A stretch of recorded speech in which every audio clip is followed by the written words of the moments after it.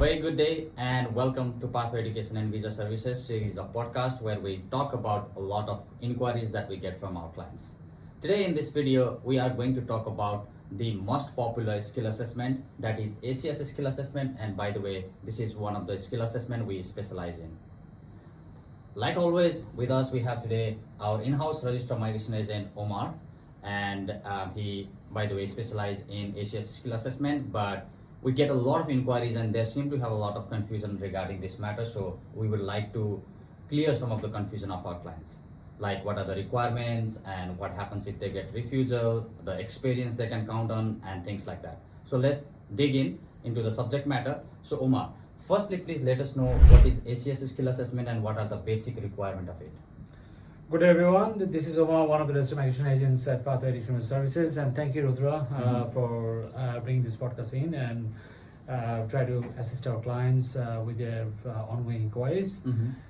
So, firstly, the ACS skill assessment. Now there are such requirements to get a skill assessed. There are different occupations. Not all the occupations are assessed by ACS. There are some occupations that are assessed by VADASIS as well. Now, let's say as in general, if you want to get a skill assessment, you need to have still a bachelor or master's, either major or minor in IT. Now, there is specific work experience requirement for major and minor IT component that you have covered in your degree. So let's say if you have major in computing and you've done a bachelor from onshore, which is in Australia, either you get a skill assessment through to a PY, that is 10 months course, and also or you can get a skill assessment if you have 1 year job experience in Australia or 2 year job experience in overseas. Yes. So that's the experience requirement or PY requirements to get a skill assessment. Now you have an offshore degree and you have skills, you have qualifications that majoring in computing, there's a 2 years requirements. Now there's a minor components as well that you covered in your ACS degree. If your degree is minor, the experience requirements gets higher. So contact to us and then to advise you, because a lot of clients, they don't know that they are not the impression if they have 2 years skill span, well, they have not majored in computing. Great. So talk to us, we can help you and guide you through with the experience and skill assessment process. So basically it depends upon your degree and what kind of units that you have covered. Exactly, and also depends about how professionally or how sincerely you're looking into your transcript, your experience. Let's say if you meet the experience requirements from offshore, especially you need some sort of a super fund, tax documents, pay slips, and all these things in order for you for the assessment to get this skill assessment assessed and count your experience as well if you have more than the experience required. Great. So another question that we have been receiving is some of the clients, they did it by themselves, maybe done some kind of mistakes, or also done through other agents and got it refused, right? So in that regards, if the skill assessment application has been refused, is there any review right? And if there is some, what could be the way to go about it? Of course, there's a review and appeal rights. Okay, so look, we have faced few cases. Personally, I do. Again, where no experience has been assessed, and we can go for a review if you have enough sufficient evidence, as I say, PYAG, ITR, whatever is relevant to your country or is relevant to in Australia, and then how the format should be. There is a certain format we have to deal with when we're doing the ACS skill assessment. Right. So in a hindsight, what I would say is that it depends on case to case basis. Not every case is up for a review and then it's gonna be successful.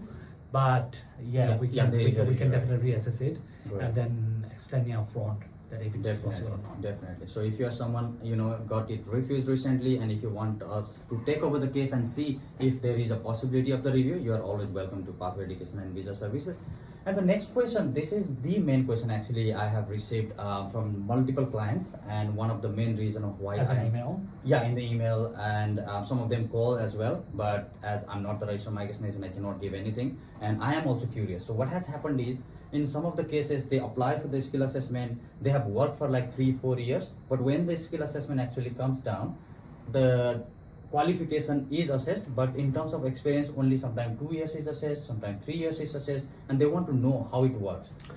Now, look, there are two things. Okay, so the thing is that one is assessed by ACS skill assessment. Okay, to assess the degree, and then they will put a date. Like for example, from this date onwards. So today is 26th. So let's say from this date onwards, your experience is valid. Okay, let's say you have done another 2 years. I'm going ahead bit of in the time, right? But what I'm saying is that you have to be careful when you're claiming experience first of all.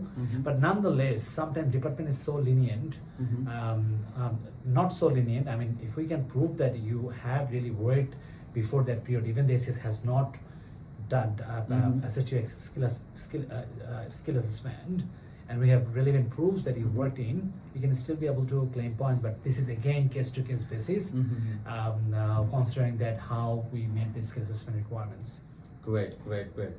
So yes, this was the main confusion, and there is another confusion is that about the newly added occupation list now, because I also saw an email from ACS. I think they said they have added some new occupations. So what are those occupations, and what kind of impact will these occupations have in ACS overall? Very good question. And very spectacular matter to discuss.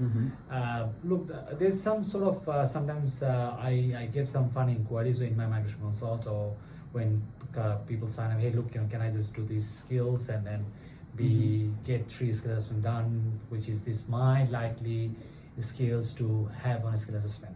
Look, the thing is that first of all, is selecting the skills, you have to be careful. Secondly, let's say I see data scientist that has been added in the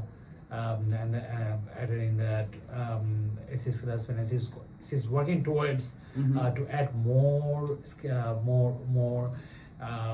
skills later on. But choosing the skills and then how it's related to your pathway, what you really wanting it, if it's a broad sponsorship, if it's a skill migration. Now, depending on that, this is where our job comes into place, right?